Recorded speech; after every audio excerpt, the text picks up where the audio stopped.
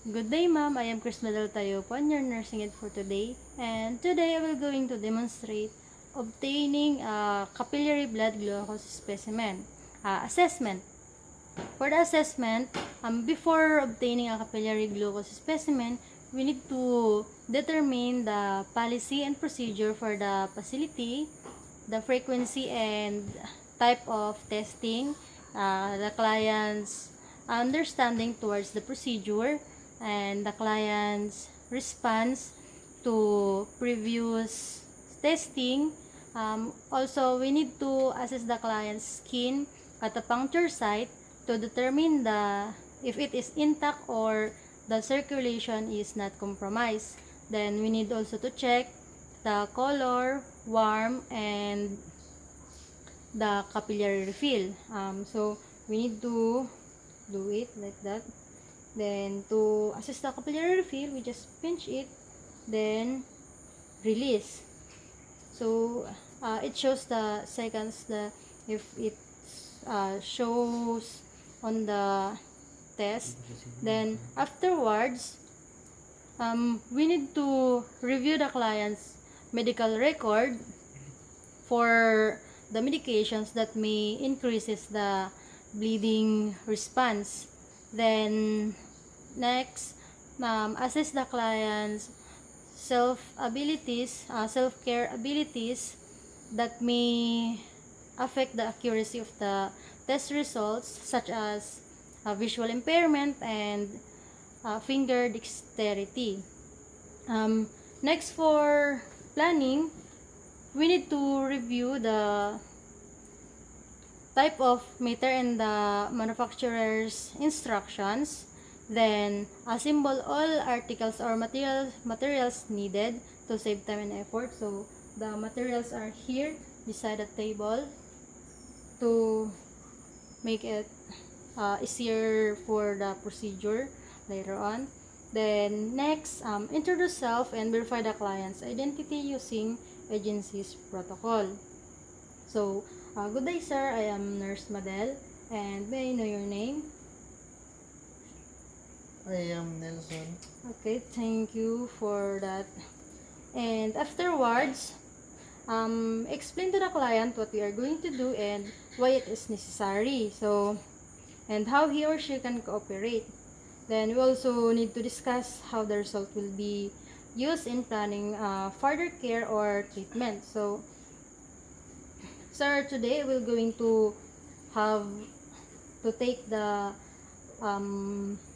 CBG for you to have a specimen that can help us to determine if you have if something wrong with your blood glucose. Then after that, if we obtain the result, we can, or we will know later on what is it, and we are going to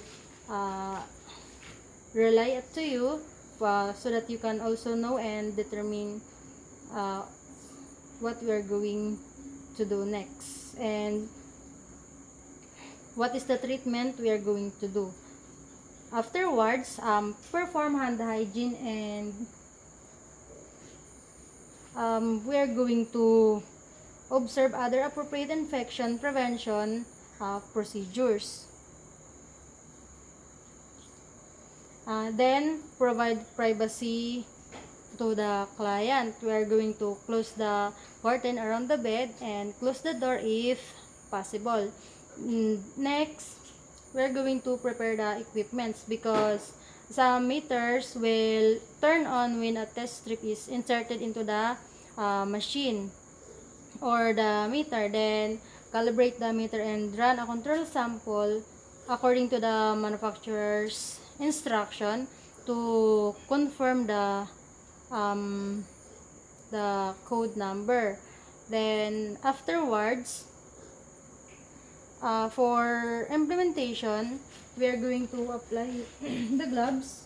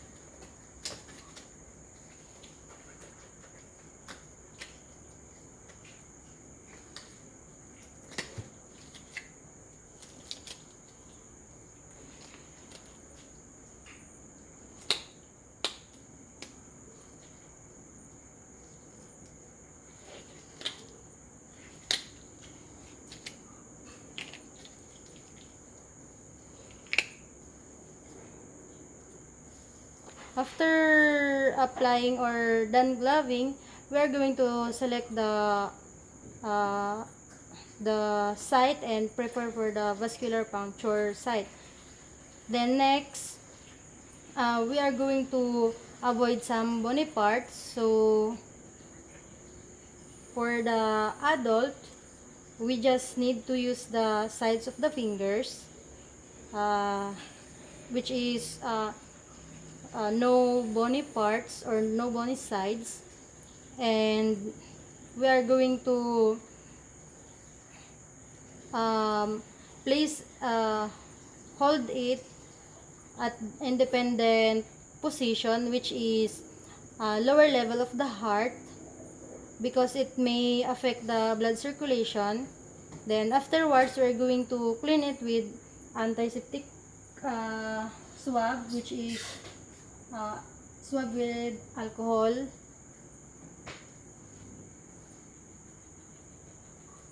Afterwards,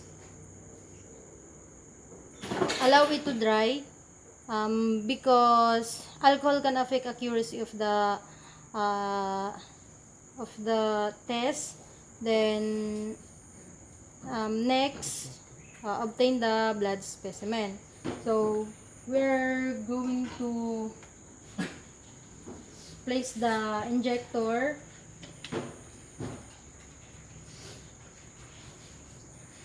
If used, then against the opposite to the sides. Then we are going to release the needle. Afterwards, we are going to make sure that the lancet is perpendicular to the finger, because the lancet is designed to pierce the skin or prick the skin with the right depth and darting motion. Then afterwards, if we already finish prick it with needle, we are going to squeeze it, but we are not going to touch the site, because we just allow it to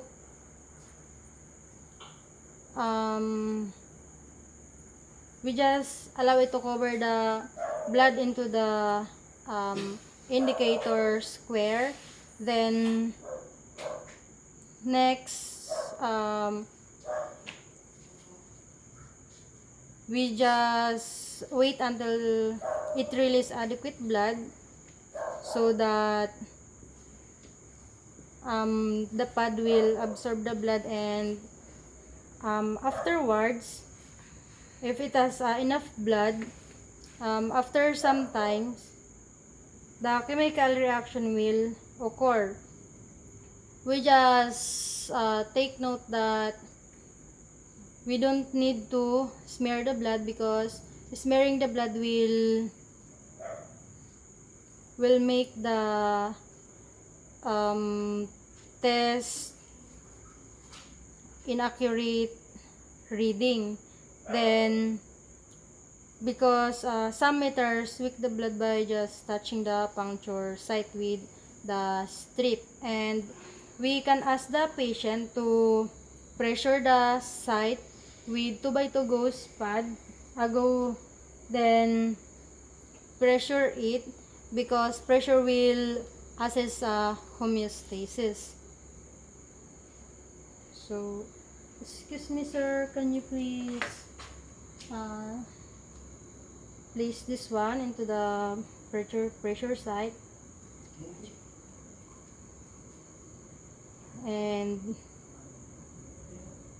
afterwards we're going to expose the blood into the here in the test strip, and after some specified manner by manufacturer, we are going to place this to the glucometer or the meter as we follow the manufacturer's recommendation. Then we're going to monitor it. As alright, sir, you can place down your hands. Then we're going to connect this one because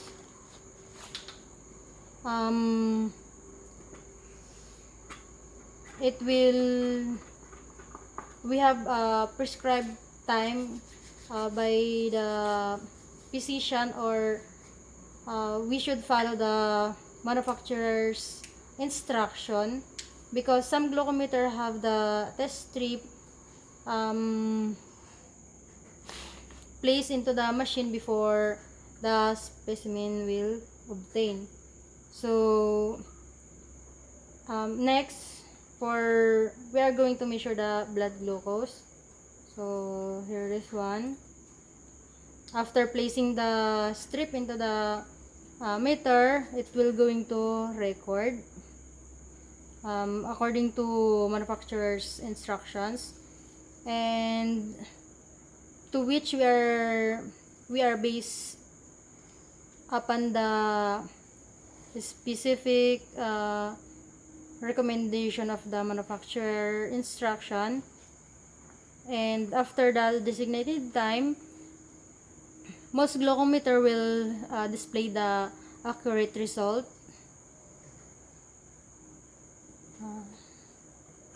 Then afterwards, if we already get the result, we are going to turn off the glucometer, and then we're going to discard the test strip and the 2x2 gauze pad into the biohazard container. Then afterwards, the lancet will also discard into the sharp containers.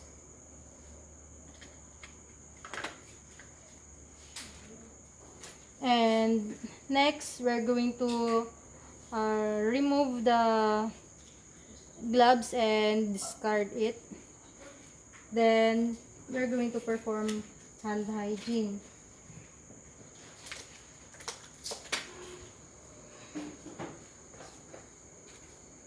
After performing hand hygiene,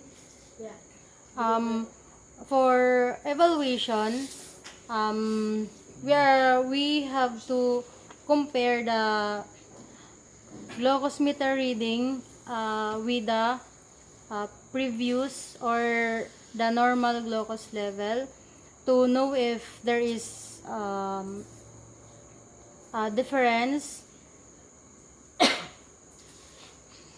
Then afterwards, relate the blood glucose reading to the previous and the client's current health status. Also, we need to report any abnormal results or readings to the healthcare provider that is present.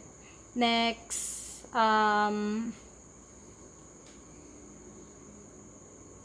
we need to check the value, and for documentation, we need to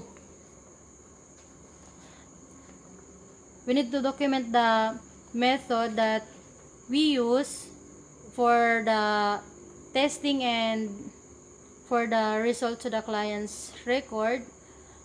Then next, the client's record may also include a flow sheet on which capillary blood glucose results, and we also check or record the amount, the type, the route, and the time that the insulin administration is administered or recorded, then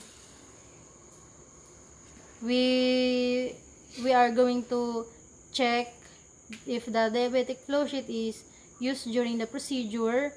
And lastly, we are going to check the orders for sliding scale insulin based on capillary blood glucose results, then administer the insulin as prescribed by the physicians by following the manufacturer's instructions or according to the hospital's policy.